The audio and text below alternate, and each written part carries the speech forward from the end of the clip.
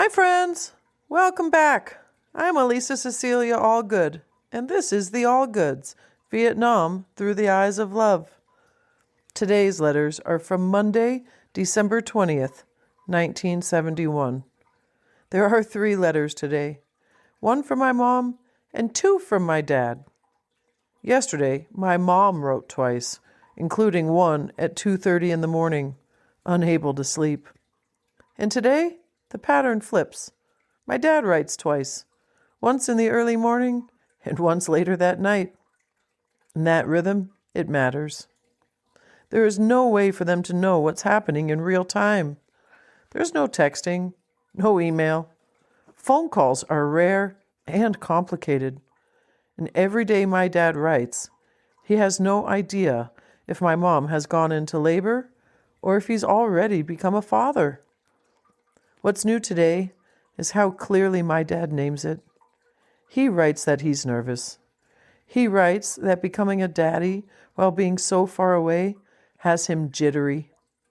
He's praying forward, imagining their life after the Air Force, imagining Miami, and imagining safety, and trying to hold on to everything with his steady words. My mom's letter lives on the other side of that uncertainty. Late pregnancy, insomnia behind her, a full mailbox, Christmas everywhere, and a body that's getting more uncomfortable by the hour. And yes, that mailbox obviously has handwritten letters in it, not an email mailbox. And I am reading these letters knowing a simple fact, that I was inside of all of this love. I was inside of her belly. I was inside of the waiting and inside of the fear. Well, this is December 20th, friends. Here we go. The first letter written from my mom to my dad. My precious darling, in case you don't know what this is, it's a letter from your beloved wife. How about that? I love you so very, very much. You are my chickie. Boy, I hit the jackpot today. 3 beautiful letters and 14 Christmas cards. I'd rather have the letters than all the Christmas cards in the world.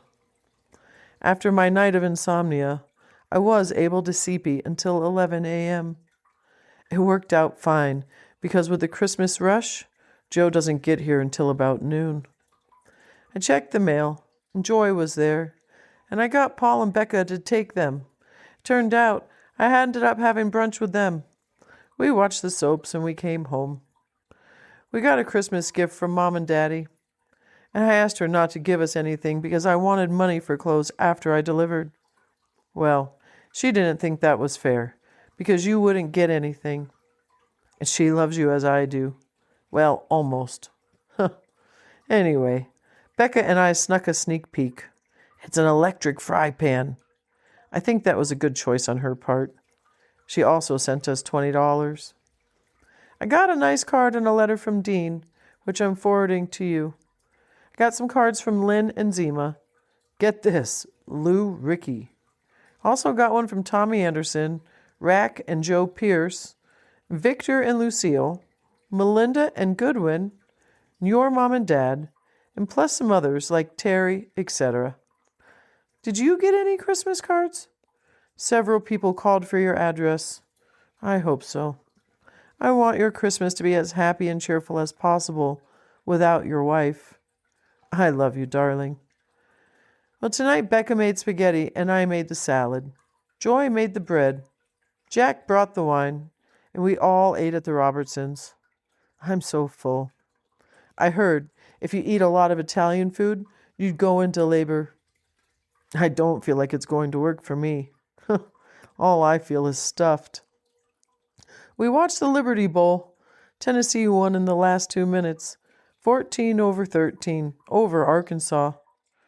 I'm now home, and I'm very uncomfortable, writing and talking to my love. I wish we were together. I am so in love with you. Chickie, as I've said early in the letter, I'm loving you more each day, but I'm becoming more and more uncomfortable each day. So if you will, please understand, I'm going to cut this a little short so I can get comfortable.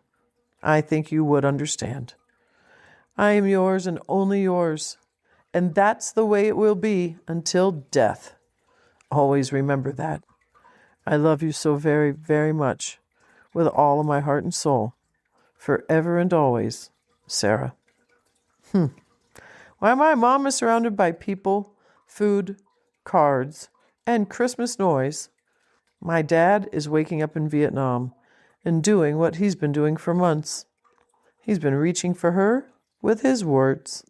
Here's my dad's letter, the one in the morning, December 20th, 1971. My dearest lover, I love you this morning. I got off alert, and you are so much a part of my thoughts each day. I just had to write you. You are my precious darling. You know all of that?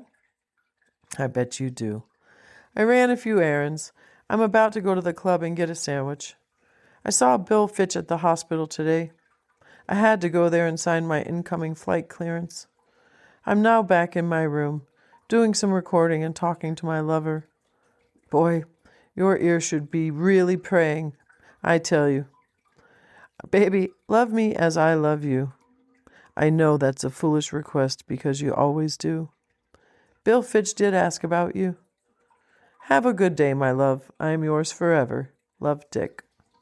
Well, later that same day, my dad wrote again. And this time, he doesn't just write love. He actually names his fear. Here's my dad's letter from later that afternoon, Monday, December 20th. Dearest Sarah, I love you. You're my precious darling. Did you get my morning note yet? You are my love. I tell you, I am so nervous. Being so far away from you and about to become a daddy has really got me jittery. The ants are all in my pants. You can bet on that. I napped and read this afternoon. Then Smith came by and we drank beer all afternoon. There was a Mac party tonight at the club. We went and shot the shit with all the colonels. It was sort of boring. I'm still having a hard time with my new boss. Ken told him that I would do a job for him, but with only 3 months left in the United States Air Force, not to expect too much chicken shit from me. I got a laugh out of that. But he is right. I am Figmo. I am sending you a 100-day calendar soon, okay? You can mark it off if you like. I will be so glad not to have to play the silly games of the United States Air Force. I love you with all of my heart. I am safe here. There is no action, and you can bet I am not doing anything foolish. Don't worry. You just take good care of yourself and our little one. Sleep warm, my love, and dream of us and our life together soon. I love you with all of my heart and soul, forever and always. Love, Dick. Boy, these letters sit inside a lot of not knowing, a lot of unknowns. My dad writes twice in one day because he doesn't know if anything has changed. And my mom writes knowing her body is close, but not knowing when it will happen. Love is constant. Fear is named. Time is counted in days and letters. And I was inside of all of this, carried forward by the words written carefully, in case they were all they had. If you are walking through this story with me, thank you for being here. You can follow the Allgoods Vietnam Through the Eyes of Love wherever you listen. And if you'd like to support the work, you can find me at buymeacoffee.com/The Allgoods Love. I'll see you tomorrow.